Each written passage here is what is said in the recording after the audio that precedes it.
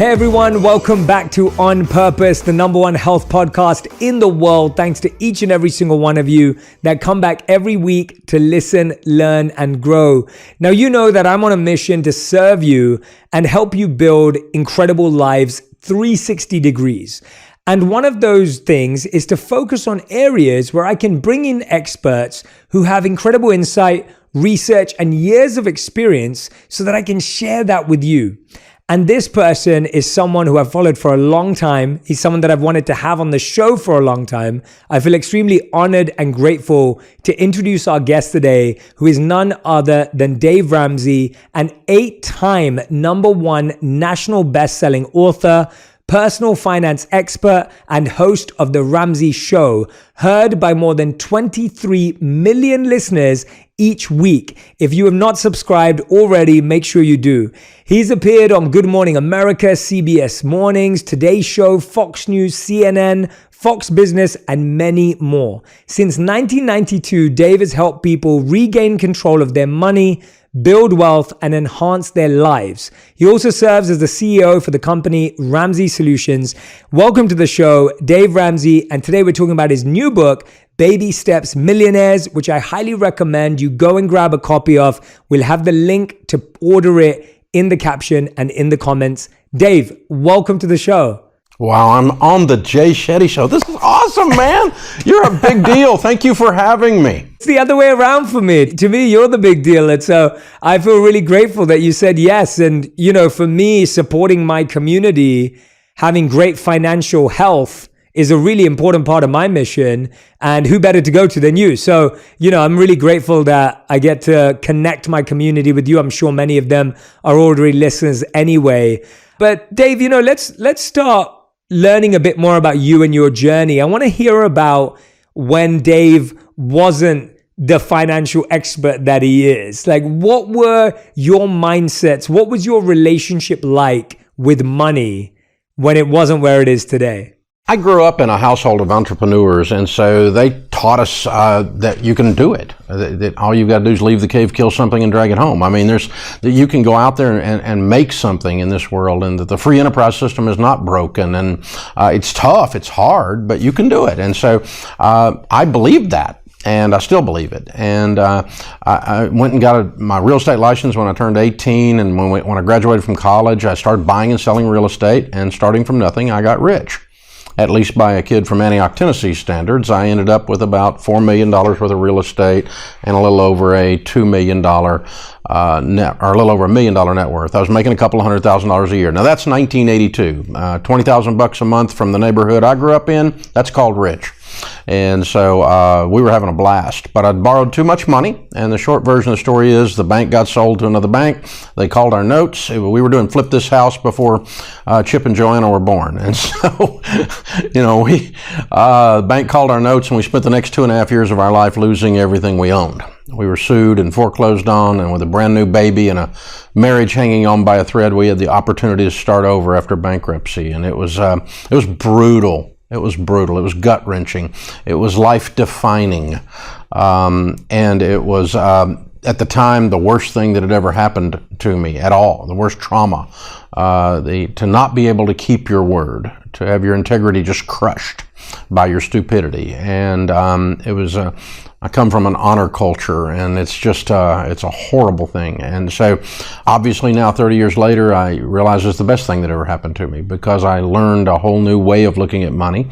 I realized that borrowing money was a bad plan, and we've since been able to put lots of data to that and millions of lives to that idea, that the idea of if you don't have any payments, you've got money, and you can build some wealth. And so we began a debt-free life at 28 years old, and I'm 62. So it's worked out pretty well. That's incredible, Dave. I mean, as you said, you've been talking to people about their money for 30 years on The Ramsey Show. You've given, you know, helped so many people over those decades. Are you hearing new financial problems today, or is it the same ones repeated over and over again? Is there a new challenge, a new issue, or are we stuck in a similar mindset over the last 3 decades? There's the problem, and then there's the symptom. The symptoms are always new. a Bitcoin, a get rich opportunity, right? That's a new symptom. There's been all kinds of symptoms pop up over the years that are different. There was a period of time where credit card debt was the most awful thing on the planet. Then there was a period of time where student loans are the most awful thing on the planet. And, the thing that is holding down the middle class, the thing that is crushing families and these kinds of things. And then there was a period of time in 2008 when the mortgages were failing and the real estate market failed. And so we've seen all these things, but those are all symptoms. And underlying all of that, again, very similar to your insights, is the idea that principles have been violated. And when you violate principles, you're going to get these symptoms. They'll have all kinds of different colors and looks to them, but they're the same root cause. Dave, you've talked about this a lot through your book, through your work, through a number of your books, about how we don't really get educated on these ideas in school. And you must find it shocking that across 30 years, that hasn't massively changed. What is it that you think we're missing out on at school? What are the key principles, as you were mentioning, that you need to learn at school, or that you need to learn to start, so that you can have a healthy relationship with your finances and money? Well, there's a level of mythology that has been spread about money in our culture that was spread with an agenda, frankly. It was all, if I was a bank, I would teach everyone that they needed a credit score. And the reason I would teach them they need a credit score, and the way to get a credit score, is to borrow money from me and pay it back to me, so that you can raise your score, so you can borrow money from me, so you can pay it back to me, so you can raise your score, so you can borrow money from me, so you can pay it back to me, so you can raise your score. It's a great plan if you're a bank. And but then it was put out there that now the FICO score is like biblical truth or something, and it's not. It's a banking program to get people to borrow money. But now, and so what's happened with some financial literacy programs in schools is they're going to teach you to build your FICO score, because that's been accepted now as norm rather than actual fact. Well, it's accepted as fact, even though it's not a fact. And so what we've done is what we have. Our antidote would be to say, okay, we're going to teach people to live on a budget and how to do a budget. We're going to teach them to live on less than they make, a concept Congress can't grasp. We're going to teach them to be generous, outlandishly generous. And we're going to teach them to save and invest in the power of compound interest. And these things are agnostic to the banking community. And so we don't have to infiltrate the lending community and the people, the pieces of the financial industry that have an agenda into this curriculum. But basically, a lot of teachers have been indoctrinated by the culture that this is the way you have to live. You're always going to have a car payment. You have to have a credit card. You can't be a student without a student loan. And then they bring that into the classroom because they personally have been taught this. But when you back it out and say, well, the teaching is with an agenda, then you have to stop and go, well, there's a villain in this story. And so instead, we need to be teaching the basic premise of common sense. And the good news is we've actually gotten our high school curriculum in about 48% of the high schools in America so far. So we're waking up a few people here and there. We're causing a bit of a ruckus, but certainly the banks and those kinds of folks are not happy about that, because we're teaching people not to borrow money. I actually had that experience. So I grew up in a house where my parents never wanted us to be in debt. So I didn't even know what a credit card was, quite frankly, growing up. And we only ever used debit cards. And so when I moved to the United States from London and I went to buy a car, they wouldn't give it to me because I didn't have a credit score. Now, I had enough money to buy that car maybe 10, 20 times if I wanted to, but they wouldn't let me because I didn't have the credit score. And so I had to get into this habit of building up that credit score in the same way. And that was massively different for me because I just never been in that mindset. So when you say that, it resonates with me very strongly, because I just couldn't imagine ever feeling like I owed people or that I was buying things with money that wasn't mine because of the way I'd been raised around it. I mean, what's the craziest financial situation that you've ever heard on the show? Like, what's something that really blows your mind and you go, even this is crazy for Dave Ramsey? The line that we always use, and it's true, is I haven't borrowed money in 30 years, so I don't have a credit score. Mine's undeterminable or zero. And so the joke is, and it's it's the truth. If I go down to a local apartment complex and there's a sweet little 26-year-old apartment manager that is corporate has told her what to do, and they require a FICO score to rent, I can't rent an apartment there. Now, I'm a multimillionaire. I can write a check and buy the complex, but I can't rent an apartment there. Now, that's just asinine. That's just ridiculous. And so that illustrates the absurdity of this. As far as the crazy stuff on the show, oh my goodness. I mean, we do 3 hours a day for 30 years now. I mean, we've had crazy on parade at times. And the thing I have to try to do is laugh, because I've done so many stupid things. I've got a PhD in DUMB. So when somebody calls with something stupid, we just laugh together. I mean, I'm not shaming them, but oh my gosh. I mean, people with I had a guy with $1 million in credit card debt one time. How do you do that? I mean, that was like a full-time job to pull that off. And we've had lots of people with hundreds of thousands of dollars of student loan debt.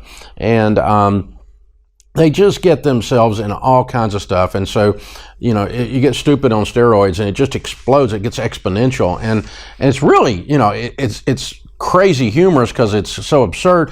But, also while you're talking to them, it's just sad because they're completely trapped.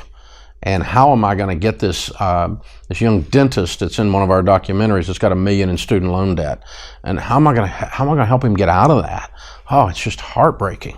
Yeah, I mean, those stories, as you said, I love that you create this open, welcoming space for people to feel heard, feel seen. And like you said, we've all made mistakes. But then at the same time, I really value how you give very specific strategic advice for people to get out of those places. Now, your new book, Baby Steps Millionaire, what I really love about it and what I want to do on this podcast is I want to kind of touch on each of the chapters, because whenever someone has a book out, and I deeply value books have changed my life. I believe they're absolutely transformative. They start incredible journeys. I believe yours is going to do this for so many people. It already has. But with this book, your first chapter is called Can Anyone Be a Millionaire? And I think a lot of people grow up with the feeling that they will never be one. They're not planning for that, and they don't even think about that. I would say that I grew up with that mindset too, because of the family that I was raised in and the people I was raised around. Tell us a bit about that question and why you take the approach you do to that, answering that question. Well, it's an important place to start because it's one of the reasons we wrote the book. We've got a group of people in America, I call them hope stealers, who are saying that it's impossible to win now. It's impossible to win. There's too many systemic problems. There's too many things that are broken in the culture and in the economy that it's the ultimate line, the little man can't get ahead thing. And yet I kept running into millionaires everywhere who were first generation. They started with nothing. They did not inherit their money. And then I started running into them that had followed our baby steps. That's why we named it Baby Steps Millionaires, that became millionaires. And so I thought, I've got all this data and anecdotal evidence, both on one side that it is possible, and then I've got these hope stealers out here telling people they can't do it and stealing their hope. And so I thought, well, the first thing we got to do is we have to fix that, because it's the old Henry Ford line, if you think you can or you think you can't, you're probably right. And so, you have to, if I think I can be in the NBA, I'm wrong. I can't, okay? There's not a chance. I don't have the physical skills. I'm an old guy with a pot belly. It's not happening, right? So that's ridiculous. But when it comes to over time, can I have a successful marriage? Even though maybe in your past, there's not one in your family tree. Over time, can I raise good kids? Even though in most of your family tree, no one turns out. Can you break that chain? And if you don't believe you can, you won't take the steps to do the hard work to be successful in that area, that compartment, that department of your life. And money's no exception to that. And money's particularly weird in the spiritual, in that, in this area of belief, because it will run from you. You can't catch it. If you don't believe. because you won't do the sacrificial things. You won't live like no one else so that later you can live and give like no one else. There's no reason a farmer would ever go out and toil in the sun and plow the field and get the stumps out and the rocks out and then put corn in the ground if he didn't think corn was going to come up after he did that. That would be absurd. Only a crazy person would do something that they don't think is going to turn out. And so you have to believe first. And so what we try to do is we try to bring in emotional behavior, data of other people, and math, and any kind of a lens I can get you to look through to make you believe that you can do it. I know you can do it, but I've got to convince you you can do it before we can move into the tactical steps. Yeah, and what are some of those, what would you say are the mindsets or the traps that keep people broke where you are having to convince people that they can? What are those things that keep us in that mindset? I think we become, number one, who we hang around with. There's not any question about that. So you have to be careful. And I'm not talking about being snobbish to someone. I'm nice to anybody. I'll talk to anybody about anything. I'm happy. But I'm talking about your crew, the people that are your inner circle. Who do you hang with? Your income is going to approximate theirs over time. Your physical condition, if they're all overweight, you're going to be overweight. If they take care of their bodies, you're going to take care of your body. If they have good marriages, you're going to have good marriage. You're going to become who you hang around with. You're even going to have an accent like they do, and you're going to read the books that they read. And so, number one, you need to get yourself in a community of people who are achievers, who believe it can be done, who understand it's tough, and I'll encourage you when you're having a hard one. Because some of us have had a hard couple of years here. A lot of us have, And so you got to have guys and gals in your corner that say, "Go, champ! You got this. You can do it. I got your back, man." And so that's so much different than growing up in a neighborhood where my parents were saying, "You can do this," but a lot of the kids I ran around with, their parents were saying, "Well, the little man can't get ahead. You're always going to have a car payment. You're stuck." People like us, people that have a southern accent, they're hillbillies and rednecks. We don't get ahead. We just give the middle finger salute to the man and we move on. And you can do that from any racial background, any cultural background. There's a group of people that declare themselves stuck. Then there's also a group of people within that same community, in that same tribe, it's a smaller group, that declare that it's possible to be free. It's possible to prosper. It's possible. And it's victims or victors. And the neat thing is that once you begin to kind of get that inside of you, anyone can just make that choice. I decide. And here we go.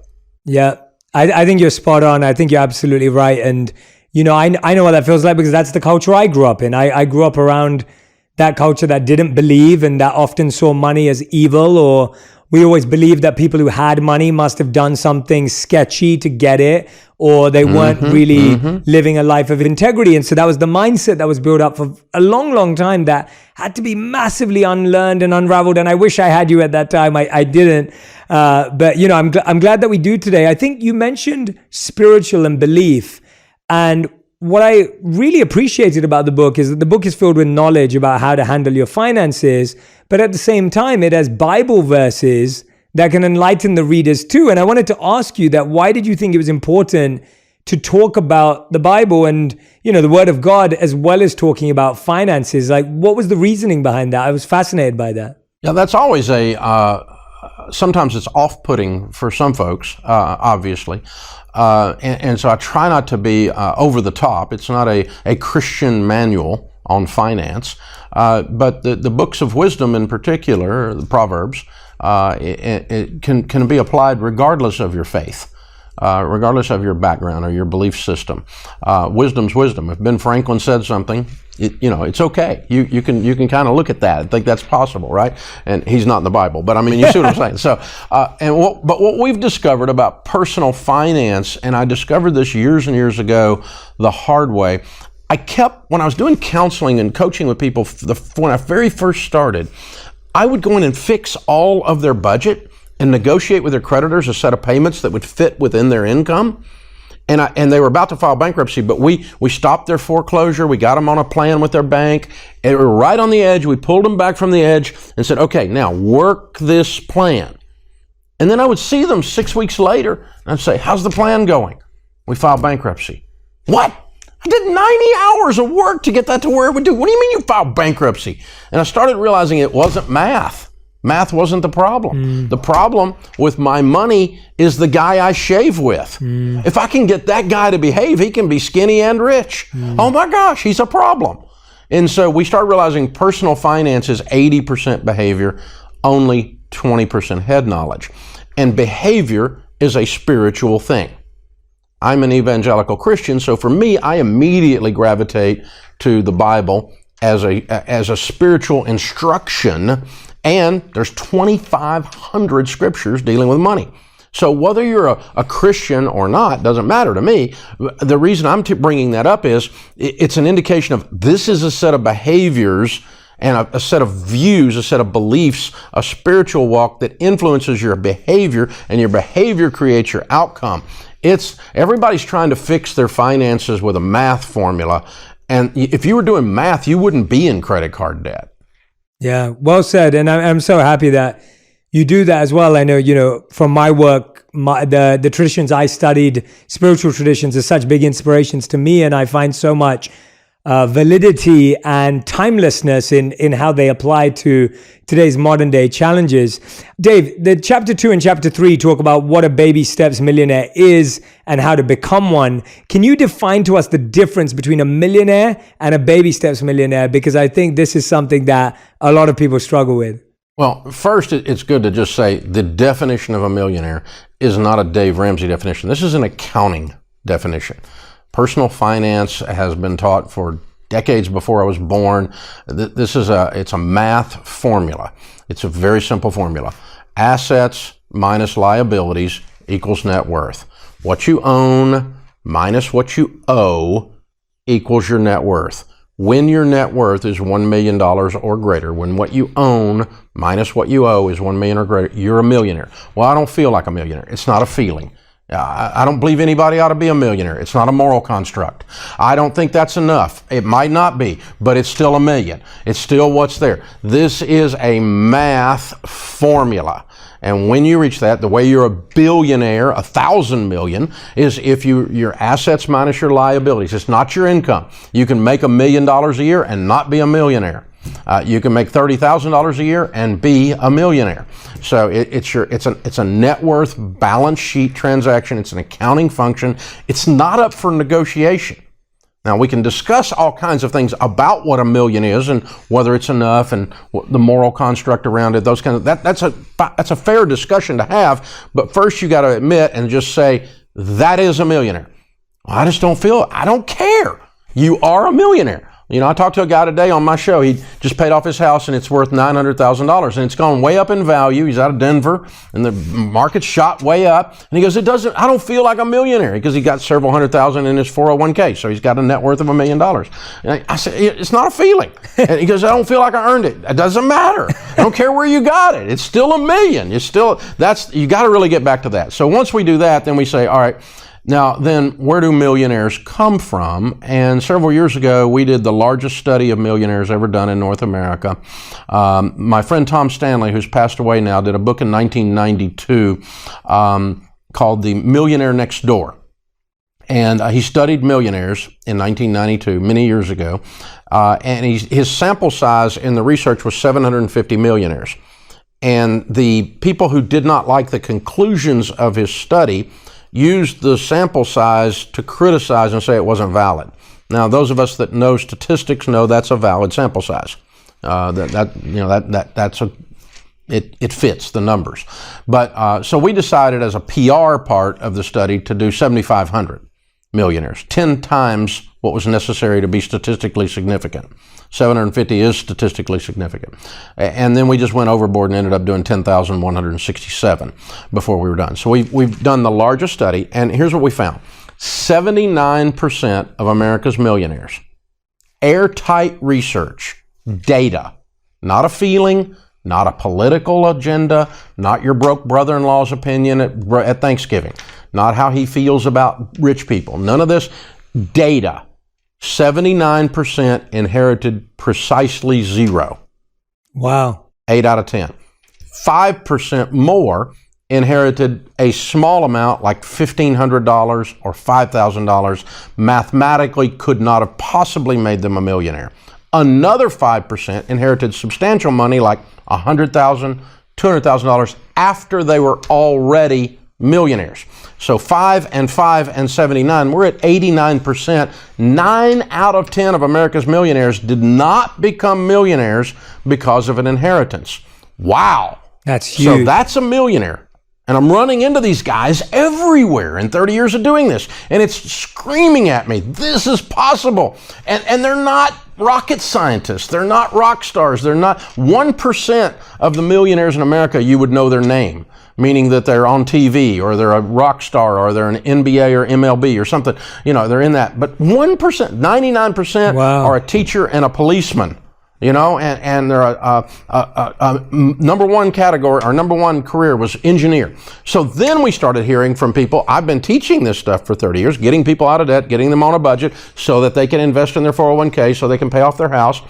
And they were following our baby steps in becoming millionaires. So we had first generation millionaires, everyday millionaires we called them. And then we had millionaires that had become millionaires following our process. And that process is called the baby steps. So it's a nuanced subset of what a millionaire is. Too much talk, but that's the deal. Not too much talk at all. That was brilliant. I'm so glad you went there. Not too much talk at all. I think, that's fascinating. First of all, the fact that you did this study. Second of all, I think when you hear that, everyone's just surprised because you just assume that everyone who's a millionaire is either a tech founder or a celebrity or a musician. And, I think we have perceptions, as you rightly said earlier, around wealth. What are some of those key steps? If someone's in their 20s right now or in their 30s and they're like, I want to be a baby steps millionaire. I don't want to walk through the 7 steps because I know they're beautifully laid out in the book. What are some of the first things that they need to start thinking about, Dave? Let's go back to it and say out loud, the tech person or whatever, the stuff we're teaching will not make you a billionaire. It won't do it. Mathematically, it won't. These were millionaires, $1 to $10 million worth of net worth. Okay? And so that's a lot of money, but it's not a billion. These people don't have private jets. They don't have 6 houses. They don't have a Lamborghini. Those are billionaires that have that. And a lot of those are people that are household names, the Gates or the Buffetts or the whatever, that kind of thing. But that's a different world. In this world, the way to get the first 1 to 10 million ends up being 80% of them, a little about 83% of them, had 2 things that showed up almost every time. Number 1, they funded their 401k in good mutual funds and their Roth IRAs in good mutual funds over an extended period of time, 12 to 17 years. That's not that long, but that was long. It's longer than 5 minutes, and it's not get rich quick. It's the tortoise, not the hare. So 12 to 17 years. During that time, the average millionaire paid off their home in 10.2 years.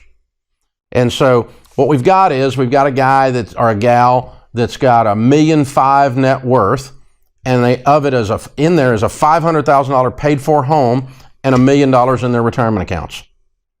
And that's almost all. It was those 2 things, the power of compound interest, building up your mutual funds, winning in your 401k, and just steady, never stopping, never panicking when the market's down, just steady. Just keep doing it. It's boring. It's not sexy at all. You're not going to be on the cover of Fast Company magazine, paying off your mortgage. Nobody knows you did it. It's just kind of, but here you sitting with a paid-for house and $1 million, I think you're going to be okay. So that's what most of them did. A few of them were farm millionaires, large enough to mention here, meaning that they not inherited, but they were a farmer that bought land, and then they bought more land, and then they bought more land, and that land in and of itself became worth over $1 million. That wasn't that unusual. We saw several of those as well. But what we discovered was process people are the ones that did this, whether they were baby steps millionaires or just millionaires. And so the number one career was engineer. Number two was accountant. Number three was teacher. Number four was an executive, and number five was a lawyer. MDs didn't even make the top five. Medical doctors made number 6. And now, if you count even the MDs, if you count every one of those, okay, engineer, accountant, teacher, executive, and lawyer, every one of those are systems people. They believe in a set of principles, and when you follow those principles, you get a result. As ye sow, so shall ye reap. If you plant corn, don't be shocked corn comes up. In every one of those, it's a cause and effect world that they live in. They believe in systems. They believe in processes. Figure out the system, work the system. You build a bridge this way, it stays up. You do a lesson plan this way, the student learns. Every one of, you follow a set of decorum and laws and processes in court, or the judge puts you in jail for contempt. You have to. And so all of these are process people. So it turns out it's a process. You spoke about something really brilliant. It's not sexy. It's not quick. And it's not what it looks like on Instagram, on social media, in the pictures. I feel like half the battle is building that discipline muscle, that habit, that pattern of consistent focus. What is taking us away from that? How do we build that muscle? Because it sounds like to me that that's what's blocking us. We want it to be sexy. We want it to be fast. We want it to look a certain way. And you're like, wait, it doesn't look like that at all. I think it's disturbing. The wonderful things about social media are obvious. The wonderful things about the internet are obvious. We're able to do this interview this way. It's obvious that it's a fabulous convenience and everything. The downside is that we're creating generations now, even up into my old generation, of people who have the attention span of a gnat. I mean, they can't stick with anything. And in order to do something of greatness, it requires a steady application over a period of time. The old days of a craftsman going through years of apprenticeship in order to be world class at something. Now we want to just snap our fingers and instantaneously be able to do this, because we carry this magic wand around in our hand that if we push a button, stuff shows up on our porch. I mean, it's magic. And anything we want, you can get anything you want on this thing very, very quickly. You can't even have a good argument, because you can get the answer to the problem at there. And we used to sit around and have fights at dinner and our family and argue about whether somebody was right or not. Now somebody goes and looks on the internet and finds the answer. And, well, George is just wrong. Henry's right. And it's just, so this attention span thing is a problem. And really what that is underneath, without shaming someone or trying to shame a whole generation, I'm not doing that, because there's people within each generation that don't do this or that break free from it, it's emotional maturity. The ability to delay pleasure is a sign of maturity. That's what grown-ups do. Children do what feels good. YOLO. You only live once. Quick. Instead of like, I'm going to sacrifice to get a greater outcome. I'm going to live like no one else so that later I can live and give like no one else. I've got to have the moment at this moment. That is a childish expression of any area of your life. It will destroy your marriage. It will raise horrible children. It'll mess up your career, and it certainly will mess up your money. Short-term thinking. The get rich quick has never worked at any time in the world as an ongoing, provable, sustainable process. It's always, and that's where the tortoise and the hare, Aesop's fable, comes from, right? And so we got to stick with this idea, and that even includes our generosity. We were starting to talk about generosity, and the generosity with these folks, with these millionaires that we studied, is a steady thing, like their savings is a steady thing. They're not trying to have this one big event that says, look at me, how generous I am. Instead, they're fairly quiet about it, almost absurdly quiet and anonymous about it, and they steadily give in to something that they believe in. If they're a Christian, they're going and giving a tithe at their local church. If they're Jewish, they might also be tithing at their synagogue. Regardless of your faith background, there's not a religious background on the planet that does not have a steady giving rhythm as a part of its teaching. Every one of them do, because it's how you build character. And when you're giving, it's almost impossible to not become grateful. And as you become grateful, the next thing that happens is you become more and more content. And the more content you are in a totally discontented culture, the great advantage you have to build wealth. Dave, that is such a fantastic answer. I love how we're talking about money, but we're talking about emotional maturity. We're talking about, character and developing patience and developing discipline. And you told us earlier how you initially came to wealth the first time around, or what was considered rich where you were from the first time around. How emotionally and mentally prepared do we have to be to even be wealthy? Because we talked about the discipline and the postponing of pleasure before we get there. But then even when you get there, to stay there requires a different level of mental and emotional maturity. Talk to us a bit about that, because I think that's often undervalued. It's a different level of nobility. Not in an aristocracy sense or a looking down on the little people sense. That's not what I'm saying at all. But this idea, what happens is the people that do this, they grow into, they may be in the acquisition mode early and as it goes along, but as the weight of the responsibility of the wealth starts to grow on them over time, it seldom happens quickly, then it flips from acquisition to serving. And they see their wealth as an opportunity to serve your spouse. I can get her a nice car. I can serve my children. They can go to college and we can pay for it. I can serve my community and we can open a homeless shelter or fund a homeless shelter. I can serve the world at large. And the more you start to realize then, the more money you're managing, the more people you can help. Because at a certain point, that you can't ingest enough stuff. If you eat when I was a kid growing up, I never had lobster. That was Red Lobster came to town. It was a big deal, right? And if I got lobster with that drawn butter, my mouth's watering right now. If I got lobster with that drawn butter, I thought that was rich people food. And so, I thought rich people ate lobster all the time. And so once I had some money, I finally figured out if you eat enough lobster, it tastes like soap. You can't get enough cars to be okay. Winning does not heal you. Becoming wealthy does not heal you. It makes you more of what you already are. And if you gain wealth gradually and build the character as you're doing it, it will flip at some point and you will become a noble servant of your family, change your family tree, of your community. And that's really all money is good for after a certain point. Again, you can have some nice things, and I'm not against having nice things.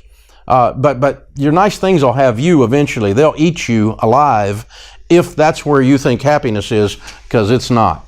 Wow, winning does not heal you. That's definitely a powerful, powerful message for, each and every one of us to hear, especially because I think society, as you said earlier, has actually programmed that feeling, is that if you win, you won't even, actually, we've been made to believe if you win, you don't even need healing. We end up seeing these folks that are in the celebrity, in the spotlight, whether it's sports figures or Hollywood figures or whatever, and they become massively successful within their craft and financially successful too, but they prove out the concept of what we just said.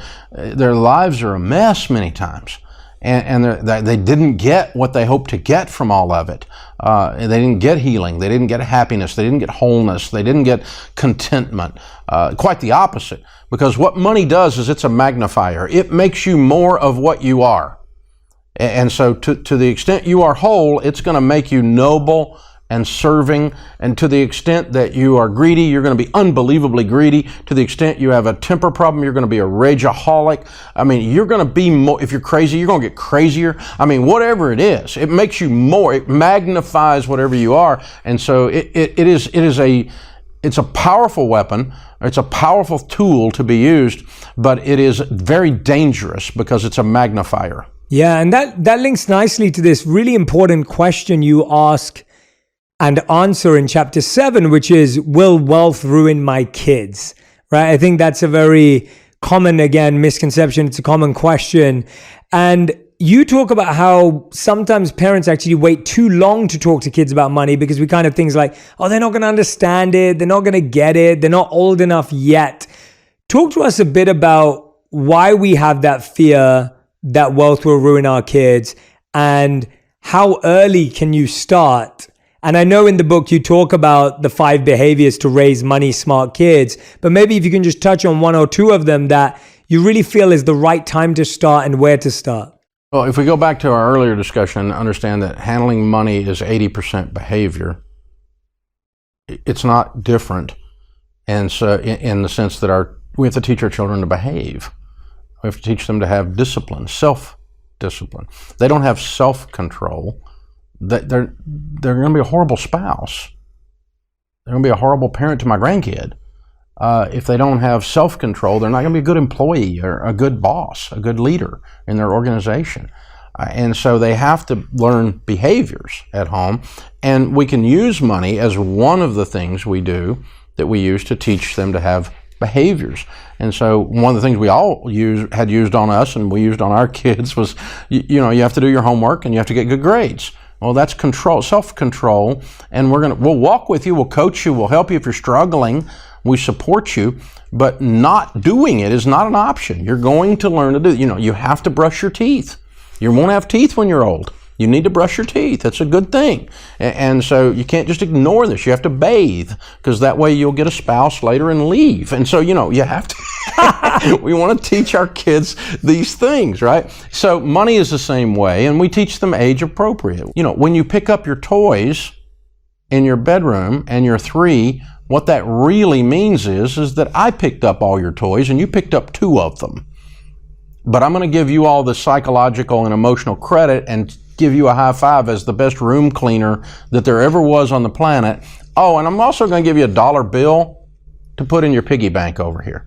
I want to put that dollar bill in your, because I want you to emotionally associate work with money.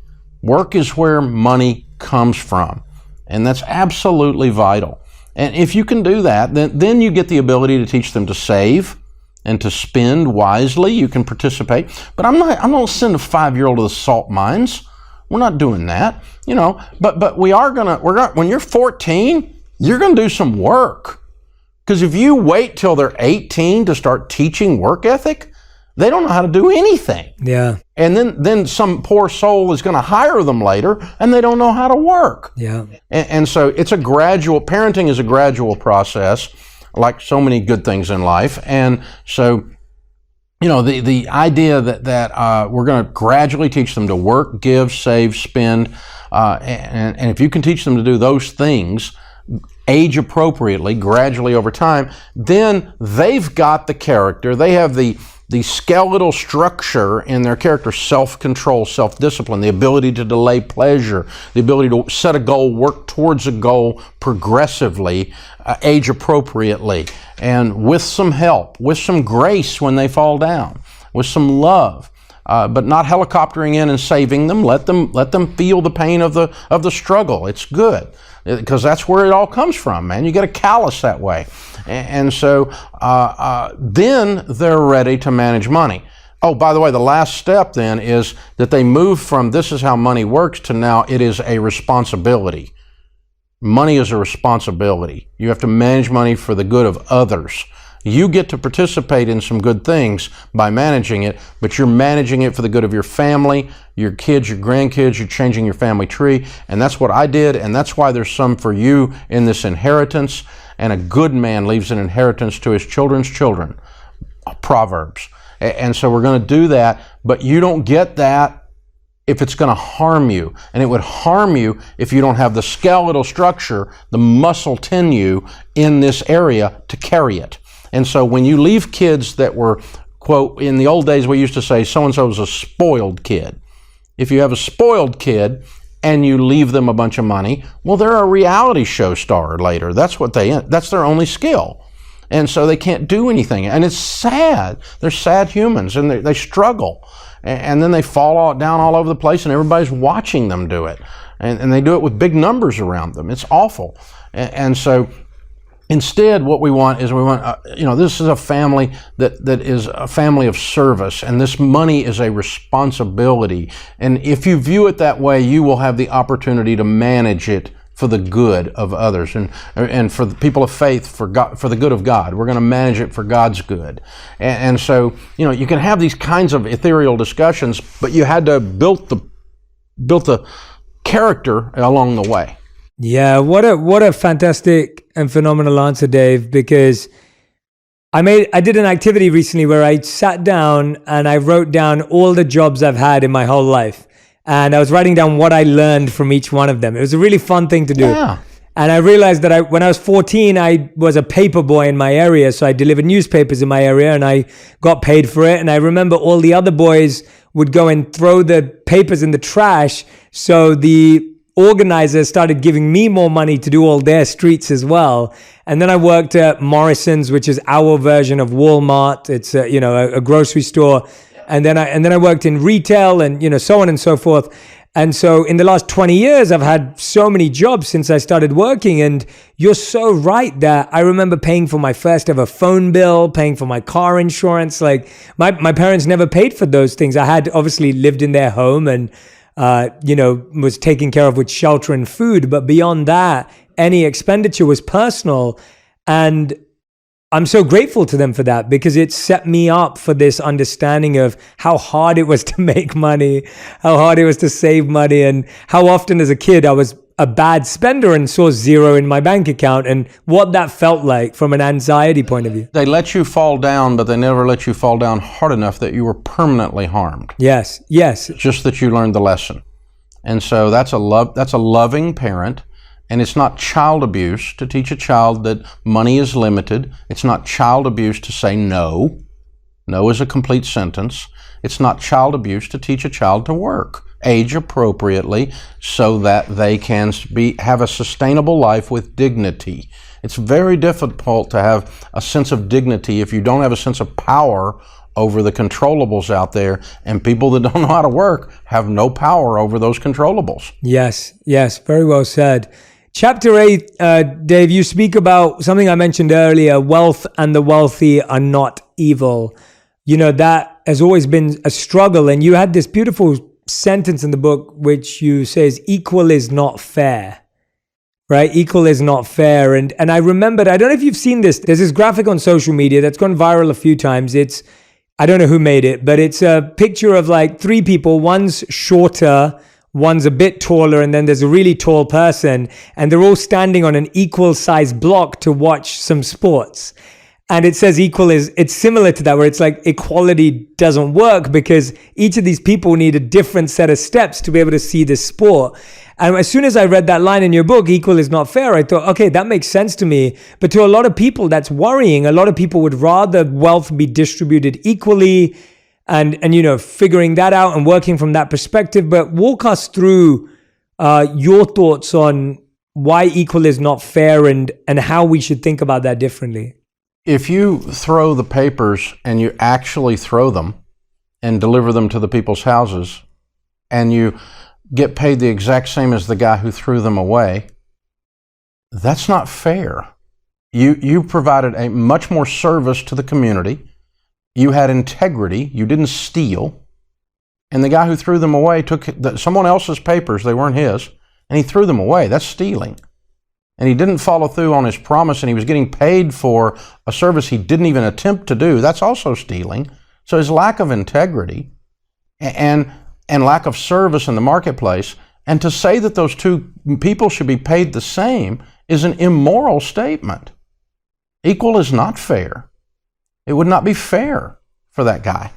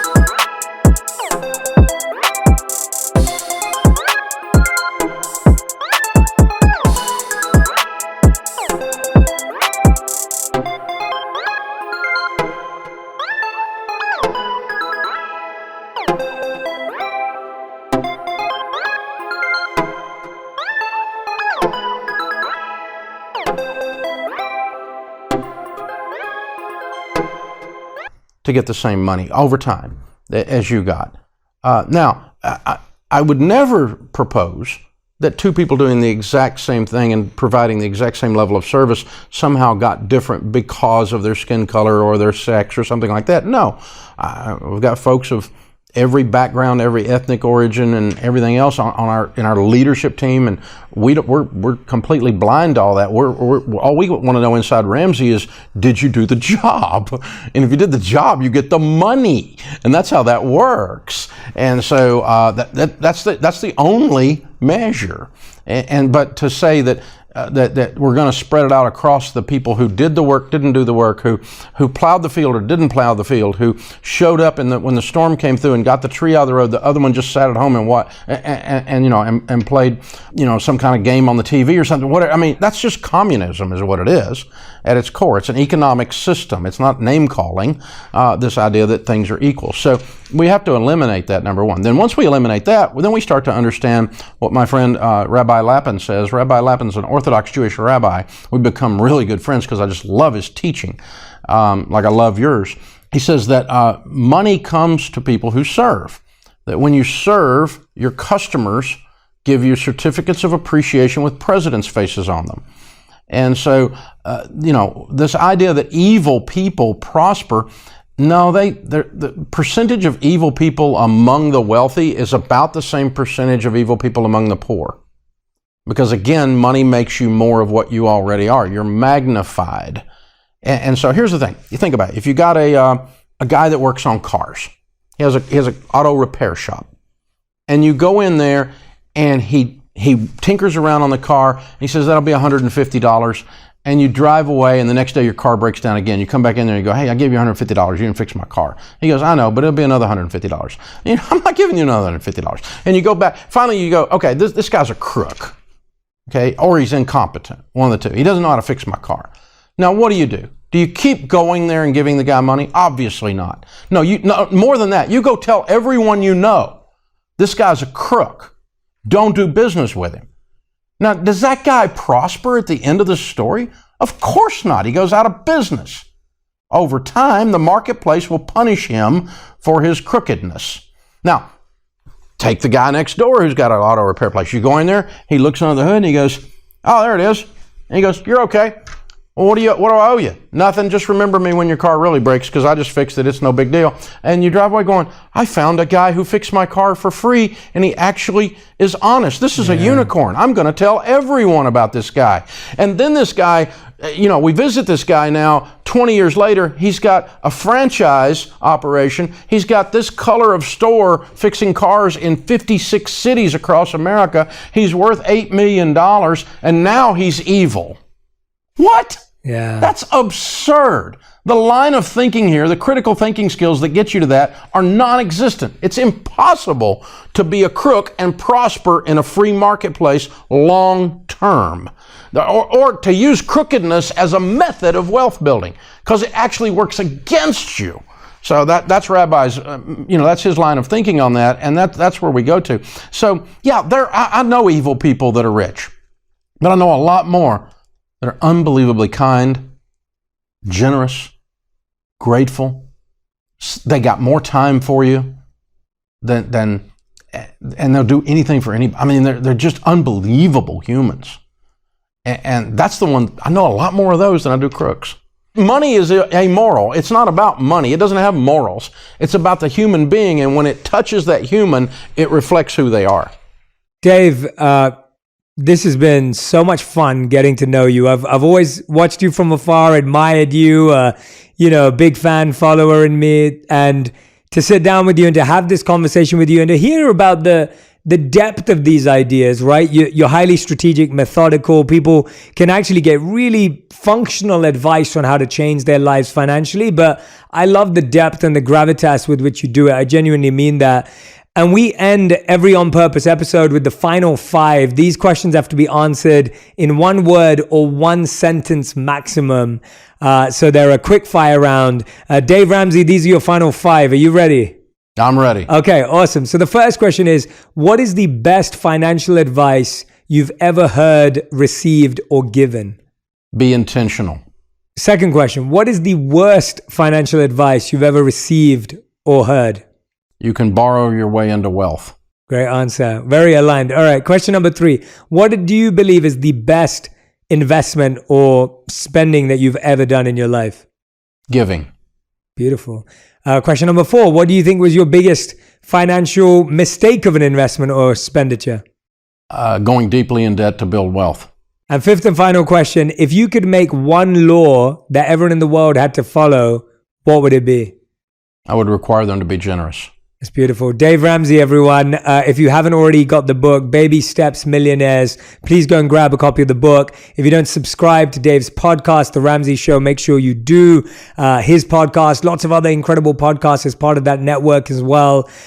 Please tag Dave and I on Instagram, on Facebook, on Twitter about what resonated with you, what you took away. There were so many nuggets of wisdom and insight. I love the studies and research that Dave shared. Make sure you tag us both to let us know, because we'd love to see what you took away. And make sure you keep coming back to On Purpose for more insights into your mental health, which includes your finances, which includes your fitness, and of course includes your friendships.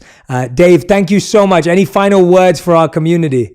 I'm unbelievably honored to be with you. I hope we get to do this again, and the next time we need to just hang out a little bit. I would absolutely love that. If you're in LA, let me know. If I'm in Nashville, I'll let you know. And otherwise, I'm going to keep supporting from afar, and we'll definitely do this again. So thank